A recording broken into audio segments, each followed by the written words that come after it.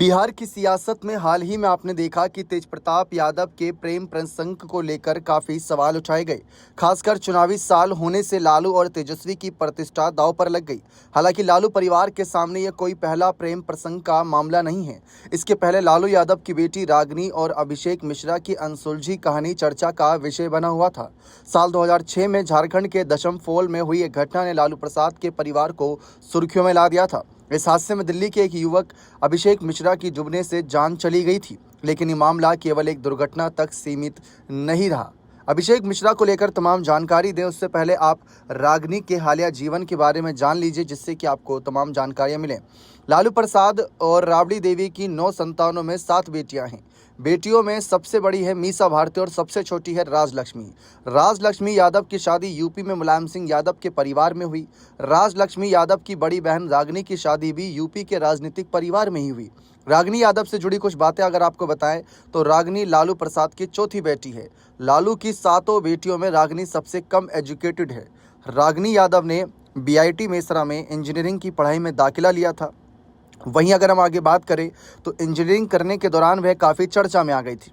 दरअसल 2006 में वह दशमफोल में अपने कॉलेज के दोस्त के साथ घूमने गई थी। इस दौरान हादसा हो गया था और अभिषेक मिश्रा की जान चली गई थी। इस मामले पर आगे और रिपोर्ट्स में जानकारी देंगे, लेकिन इस हादसे के बाद रागिनी यादव ने बीटेक का कोर्स बीच में छोड़ा और पटना लौट आई। कुछ समय बाद वह एलआईसी की एजेंट बन गई। रागिनी ने पटना के न्यू फ्रेंड्स कॉलोनी स्थित एलआईसी ऑफिस को ज्वाइन किया था। लालू की बेटी यहाँ एलआईसी एजेंट थी। बताया जाता है कि रागिनी ऑफिस ज्वाइन करने के कुछ ही दिनों में 15 करोड़ रुपए का बीमा करवा दिया था, जिससे रागिनी यादव को 1.5 करोड़ रुपए की कमाई हुई थी। साल 2012 में रागिनी यादव की शादी यूपी में राहुल यादव से हुई। राहुल यादव समाजवादी पार्टी के नेता हैं और गाजियाबाद में रहते हैं। राहुल यादव साल 2017 में यूपी चुनाव लड़े, लेकिन जीत नहीं पाए। मीडिया रिपोर्ट्स के मुताबिक जो उन्होंने चुनाव आयोग को हलफनामा दिया था, उसमें रागिनी यादव के पति राहुल के पास करीब 25 करोड़ रुपए की संपत्ति बताई गई थी। राहुल यादव गाजियाबाद में ही एक कहीं ना कहीं बड़ा सा रेस्तरां भी चलाते हैं। राहुल के बिजनेस में रागिनी भी हाथ बटाती हैं।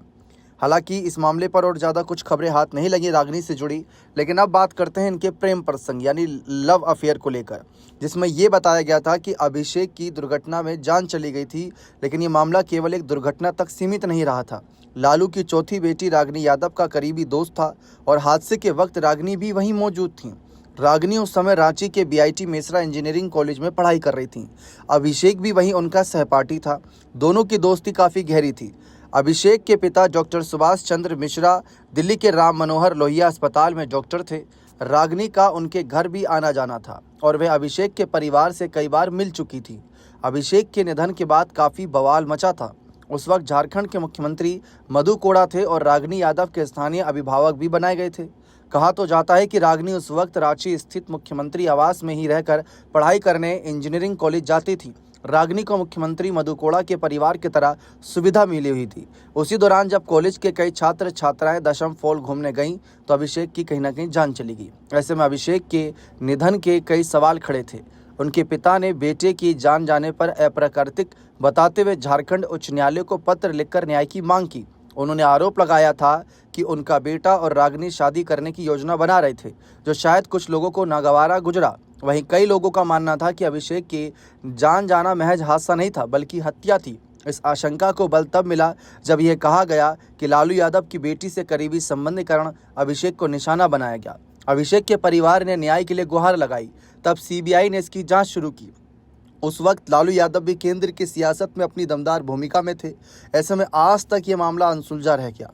निधन का असली कारण सामने नहीं आ सका। शायद सीबीआई ने यह कहते हुए कोर्ट में क्लोजर रिपोर्ट दे दिया कि निधन का कारण दशमफोल में डूबने से है। ऐसे में यह घटना ठंडे बस्ते में चली गई। दशमफोल का यह हादसा केवल एक दुर्घटना नहीं, बल्कि अनसुलझी कहानी बनकर रह गया। अभिषेक मिश्रा और रागिनी यादव की दोस्ती इस घटना ने कई सवाल छोड़े, जिनका जवाब अब तक नहीं मिल सका। कहा जाता है कि इसके बाद अभिषेक के पिता डॉक्टर सुभाष चंद्र मिश्रा ने अपने इकलौते पुत्र की निधन का खुलासा नहीं होने पर कह दिया था कि अब भगवान पर भरोसा है और फैसला जब दें लेकिन ज़रूर दें। तो यहाँ पर रागिनी को लेकर ऐसी भी माहौल बना था। अब वहीं दूसरी तरफ अगर हम हाल ही में तेजप्रताप यादव की ही बात करें तो तेजप्रताप यादव और अनुष्का यादव के रिश्ते को लेकर जो कहा जा रहा है सार्वजनिक रूप से खुलासा हुआ, हैरान करने वाला है। लेकिन तेजप्रताप यादव ने अभी तक इस मामले पर कोई भी स्वीकृति नहीं दी। और न ही अनुष्का यादव की तरफ से ऑफिशियली कोई स्टेटमेंट सामने आया। अभी तक सिर्फ दोनों परिवारों के बीच ही बयानबाजी जारी है, जहां अनुष्का यादव के मामा, उनके भाई और उनके परिवार के कुछ अन्य सदस्य इस मामले पर अपनी बात रख रहे हैं। कुछ ने तो ये भी कहा कि हमारी सुरक्षा को बढ़ा दीजिए, हमारी सुरक्षा का चाक चौबंद कर दीजिए, क्योंकि हमें खतरा हो सकता है, अनुष्का को खतरा हो सकता है।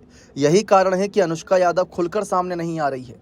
वहीं तेजप्रताप यादव की बात करें तो तेजप्रताप यादव पर जो लालू यादव ने कार्रवाई करी, ये कहा गया कि जो कहीं ना कहीं आकाश यादव की बहन अनुष्का यादव हैं, उनके साथ जब प्रेम प्रसंग का खुलासा हुआ तभी ये कार्रवाई हुई।